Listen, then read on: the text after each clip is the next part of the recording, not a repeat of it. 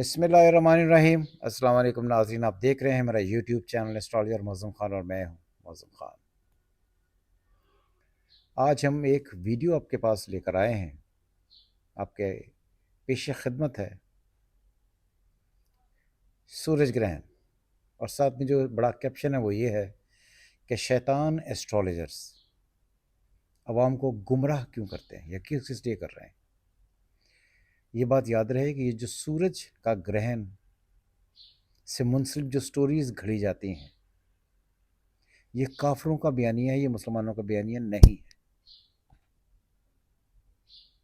یہ کافروں کا بیانیہ ہے، یہ مسلمانوں کا بیانیہ نہیں ہے۔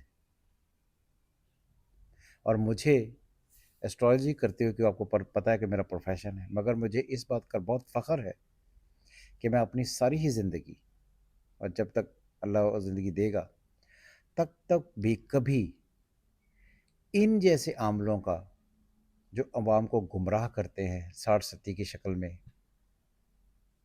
منگلیک بنا کر، بندش کو آگے پک کر کے، جادو کا سہارا بنا کر لوگوں کو گمراہ کرتے ہیں، اپنے مقاصد کے لیے اینٹتے ہیں، کچھ پیسے کمانے کے لیے کرتے ہیں۔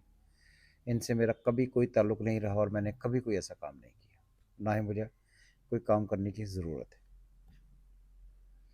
ایسٹرالوجی صرف ایک اللہ کی لکھی ہوئی تقدیر کو ایک تحریر پڑھنے کا نام ہے۔ اس سے آگے جو سارے باقی ڈرامے کرتے ہیں، محبوب آپ کے قدموں کا وظیفہ، پیسے کمانے کا وظیفہ، بندش کو ٹھیک کرنے کا طریقہ، 60-70 لگ جانے کا عمل، یہ سب بکواس ہے۔ اس کا کوئی ایسٹرالوجی سے تعلق نہیں ہے، یہ صرف پیسے کمانے کا ایک طریقہ ہے۔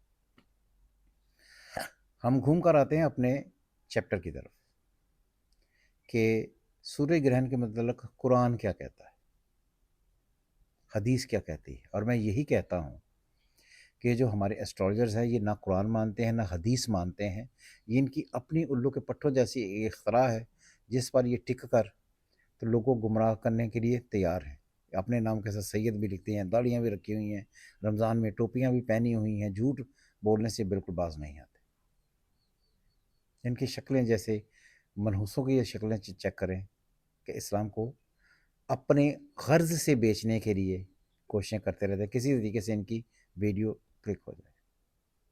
سورج گرہن قرآن کیا کہتا ہے؟ سب سے پہلے یہ دیکھیں کہ سورج گرہن ہوتا کیا ہے۔ سورج گرہن ہوتا ہے جب چاند زمین اور سورج کے درمیان آئے اور چاند سورج کی روشنی کو روک دے دنیا پر آنے کے لیے، زمین پر آنے کے لیے۔ سورج اور چاند کا ملاپ اور چاند کی بے نوری کا ذکر تو واضح طور پر اللہ نے قرآن میں کیا۔ سورہ القیامہ آیت، جو سورہ القیامہ ہے، یہ قرآن مجید کی 75ویں سورہ ہے، اور اس کی آیت 6 سے لے کر 11 کے درمیان یہ ذکر ہے۔ پوچھتا ہے قیامت کا دن کیسا ہوگا؟ بس جب آنکھیں چندھیا جائیں گی اور چاند بے نور ہو جائے گا اور سورج اور چاند اکٹھے ہو جائیں گے، اس دن انسان کہے گا کہ بھاگنے کی جگہ کہاں ہے؟ ہرگز کہیں پناہ نہیں ہے۔ یہ قرآن کہتا ہے سورج گرہن کے بارے میں۔ اگلا، سورج گرہن جو ہے، اس کے بارے میں جب ایک دور تھا جہالت کا، تو اس وقت جو بدو تھے وہ اس بات پر بہت یقین رکھتے تھے کہ جو سورج گرہن ہوتا ہے یہ بہت محض ہوتا ہے۔ اس خاص دن ایک واقعہ ہوتا ہے جس دن سورج گرہن لگا ہوا تھا کہ رسول کریم صلی اللہ علیہ وسلم، ان کے ہاں جو بیٹا تھا حضرت ابراہیم، اس کی وفات ہو جاتی ہے۔ اور یہ لکیلی یا انفارچونیٹلی یہ وہی دن تھا، اتفاقاً یہ وہی دن تھا جس دن سورج گرہن لگا ہوا تھا۔ لوگوں نے پوچھا کہ کیا آپ کا بیٹا سورج گرہن کی نحوست کی وجہ سے فوت ہوا ہے؟ رسول کریم صلی اللہ علیہ وسلم نے کہا سورج اور چاند کسی کی موت کی وجہ نہیں، ہرگز نہیں، البتہ یہ دونوں اللہ تعالیٰ کی نشانیاں ہیں۔ اس لیے جب تم گرہن دیکھو تو مسجد کی طرف نماز پڑھنے کے لیے دوڑو۔